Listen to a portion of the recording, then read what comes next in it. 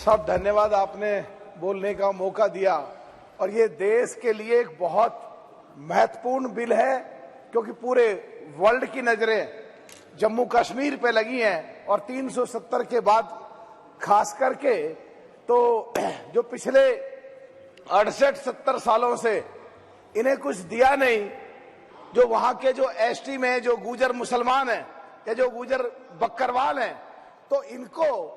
पिछले दिनों इनकी वोट ले ली जाती थी, रिश्तेदारियां कर ली जाती थी और देने के नाम पे इनको कुछ होता नहीं था, जितनी भी पिछली सरकारें रही हैं। तो 370 हटने के बाद इनको जो सुविधाएं दी, मुझे लगता है कि जो आज मौजूदा सरकार है उन्हें पूरा रिसर्च कराया, चाहे कारगिल के समय था, चाहे 1947 के समय था, चाहे 1952 के समय था, जितने भी पाकिस्तान और हिंदुस्तान की लड़ाइयां हुई, जितने भी उग्रवादी हमारे देश में घुसते थे, उनको बगैर तनख्वाह लिए हुए सरकार से और सरकार के सिपाही की तरह वहां के जो गुजर मुसलमान है, जो गुजर बकरवाल है, उन्होंने जो लड़ाइयां लड़ी, उसको ध्यान में रख करके सरकार ने इनको जो आरक्षण की सुविधा दी, दिल से मैं सरकार का इसके लिए धन्यवाद देता हूं, सराहना करता हूं और भर्त्सना करता हूं जो पिछले 68-70 सालों में इनको कुछ दिया नहीं गया था। तो मैं एक चीज आज कहना चाहता हूं, जो पीओके से लेके आ रहे हैं उनको कुछ भी सुविधा दो, बहुत ही अच्छी बात है। और जो गरीब लोग हैं, कश्मीरी पंडित हैं, उनको भी सुविधा दो, ये भी बहुत अच्छी बात है। लेकिन जो वहां के जो गुजर मुसलमान हैं, जिन्होंने हमेशा जाने दिए देश के लिए, लड़ाइयां लड़ी हैं देश के लिए, और 370 पे जिन्होंने मिठाइयां बांटी पाकिस्तान और हिंदुस्तान की बाउंड्री पे, उनके लिए सरकार ने जो एक आरक्षण निश्चित किया, अगर किसी को कुछ दे देते हैं, किसी को दान दे देते हैं, किसी को कोई चीज दे देते हैं, उसमें से अगर वापस लेते हैं तो फिर बहुत जोर पड़ता है। तो अध्यक्ष जी, आपके माध्यम से मैं सरकार से मांग करता हूं कि आरक्षण किसी को भी देना है तो जो पहले उनको 10% दे दिया उससे अलग रखा जाए, उनका आरक्षण ना छेड़ा जाए, और जो अब देना चाहते हैं सरकार आरक्षण, उनको अलग से कितना ही दे दो। तो हम देश के लिए जो लोग जान दी, और देश हित में और जनहित में और जम्मू कश्मीर के गुजर बकरवाल के हित में आपके माध्यम से सरकार से मांग करता हूं कि उनके आरक्षण को ना छेड़ा जाए। अगर सरकार को कोई आरक्षण देना भी है तो अलग से उनको कितना ही भी आरक्षण दे दो, पर उनका कम ना करा जाए। बहुत बहुत धन्यवाद सर। बहुत बहुत धन्यवाद अध्यक्ष महोदय। आपने मुझे इस जम्मू कश्मीर से रिलेटेड 2 बिल पे जो बोलने का मौका दिया। मैं पूरे जम्मू कश्मीर वासियों और साथ ही साथ पूरे देशवासियों की ओर से माननीय प्रधानमंत्री, लद्दाख भी देश में ही आता है दादाजी, शायद आपको नहीं पता है, माननीय प्रधानमंत्री जी को आभार व्यक्त करना चाहूंगा। Jammu Kashmir reservation amendment bill और Jammu and Kashmir reorganisation amendment bill, जिस दोनों के माध्यम से इसको संशोधन करके जम्मू कश्मीर में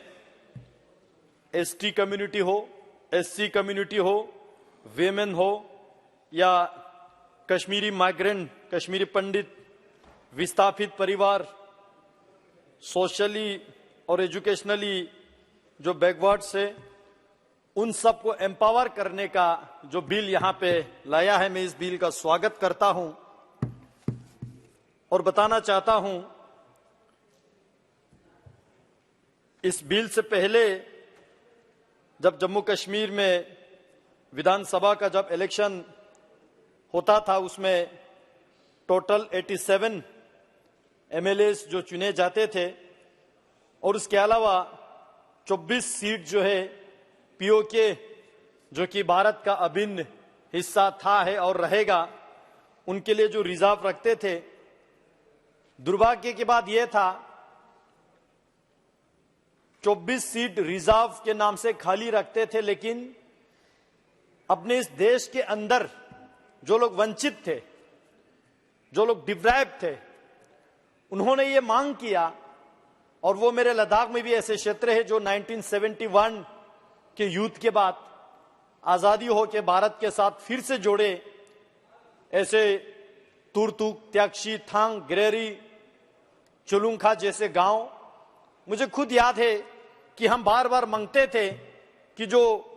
वहां से इस तरफ आए, ऐसे गांव, ऐसे विस्थापित लोग, ऐसे हमारे कश्मीर के अंदर, जम्मू के अंदर, लद्दाख के अंदर जो लोग रहते हैं, जो लोग वंचित है, उन रिजर्व सीट से 1-2 सीट उनके लिए निकाला जाए। लेकिन कोई सुनने के लिए तैयार नहीं था। सबको अपना अपना कुर्सी मिल चुके थे। आज पहली बार माननीय प्रधानमंत्री जी एक बार फिर से यह गारंटी दे रहा है कि जितने भी हमारे देश के जो सिटीजन, जो गरीब है, वंचित है, जिनका आवाज जिन्होंने नहीं सुना, वो प्रधानमंत्री जी सुन के उसको जो सीट रिजर्व कर रहा है, और जो एससी के लिए पहले 6 सीट रिजर्व था उसको बढ़ा के 7 कर रहा है, और एसटी के लिए पहले 0, बिल्कुल ही रिजर्व ही नहीं था एमएलए सीट। हालांकि जम्मू कश्मीर में बहुत अच्छे संख्या में एसटी कम्युनिटी के लोग रहते हैं। उनके हक, उनके हुकूक, उनके रिजर्वेशन जिन लोगों ने शासन चलाया उन्होंने नहीं दिया। आज प्रधानमंत्री जी इस बिल के माध्यम से एसटी कम्युनिटी के लिए 9 एमएलए की सीट जो है रिजर्व कर रहा है। मैं इस चीज को आभार व्यक्त करता हूं पूरे देश के एसटी कम्युनिटी की ओर से, क्योंकि मैं भी एसटी से आता हूं, और पूरे एसटी वालों की ओर से प्रधानमंत्री जी को आभार व्यक्त करता हूं। इसी के साथ साथ कश्मीरी माइग्रेंट और विस्थापित लोगों के लिए जो 2 सीट रिजर्व कर रहा है, और इसमें भी गौर करने वाली बात यह है, प्रधानमंत्री जी किसी भी पॉइंट को बाहर ना छोड़े, इस बात का सुनिश्चित करते हुए इसमें भी वुमेन का रिजर्वेशन गारंटी दे रहा है। मैं इस चीज को आभार व्यक्त करता हूं। वैसे देश के जितने भी हमारे नारी शक्ति है, प्रधानमंत्री जी की ओर आभार व्यक्त हमेशा करते रहेंगे। इसी नए संसद भवन में वुमेन रिजर्वेशन बिल पारित करके पूरे देश में एक वुमेन सशक्तिकरण करने का जो काम किया, उसी के साथ आज लगे हाथों जम्मू कश्मीर के विधानसभा में भी जो कश्मीरी माइग्रेंट और विस्थापित लोगों में वुमेन रिजर्वेशन को भी इंश्योर कर रहा है। उसी के साथ साथ जिस रिजर्वेशन के जो बिल को अमेंड करके इसमें जितने भी, चाहे वो सरकारी नौकरी में हो या प्रोफेशनल एजुकेशनल इंस्टीट्यूशन में हो, हमारे बच्चों को रिजर्वेशन देके प्रधानमंत्री जी जो है एक बार फिर से जम्मू कश्मीर के युवा पीढ़ी को एम्पावर करने का जो काम इस बिल के माध्यम से कर रहे हैं। मैं अभी सुन रहा था इस बिल के चर्चा पे, बहुत लोगों ने ये पूछा कि वहां पे इलेक्शन क्यों नहीं हो रहा है, और शायद असेंबली इलेक्शन के बारे में पूछ रहे होंगे, क्योंकि ऐसा तो नहीं है कि बिल्कुल ही वहां इलेक्शन ही नहीं हुआ। मैं बताना चाहता हूं, मुझे अपने पार्टी ने जनसंपर्क अभियान के मत जो चलाने के लिए मुझे साउथ कश्मीर का जो जिम्मेवारी दिया, साउथ कश्मीर के जो 4 डिस्ट्रिक्ट में जाने का मुझे मौका मिला, और वहां साउथ कश्मीर यानी कि सबसे जो मिलिटेंट अफेक्टेड एरियाज माने जाते हैं, वहां जाने के बाद वहां मुझे 2-3 रात रुकने का भी समय मिला, और वहां अपने पार्टी के कार्यकर्ताओं के अलावा वहां के दुकानदारों से, डिस्ट्रिक्ट लेवल के जो एम्प्लॉय से, वहां के अलग अलग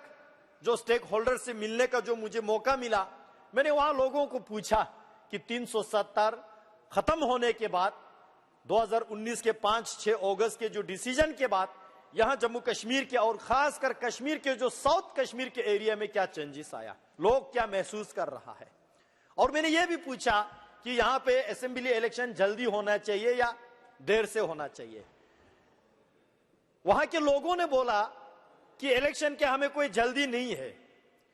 क्योंकि आम नागरिक है, जो दुकान चलाते हैं, जो टैक्सी चले, जो रेडी चलाते हैं, जो नौकरी करते हैं, जो आम लोग चाहते हैं अभी के शासन जो है लोगों को जितने भी जो सरकारी स्कीम्स हो, जो डिलीवरी सिस्टम हो, जो ट्रांसपेरेंसी हो, जो करप्शन खत्म करने का काम किया है, वो 5-6 अगस्त के बाद मोदी जी ने जम्मू कश्मीर में सबसे बेमिसाल का काम किया है। इसलिए वहां के आम नागरिक बता रहा है कि उनको असेंबली के इलेक्शन के कोई जल्दी नहीं है।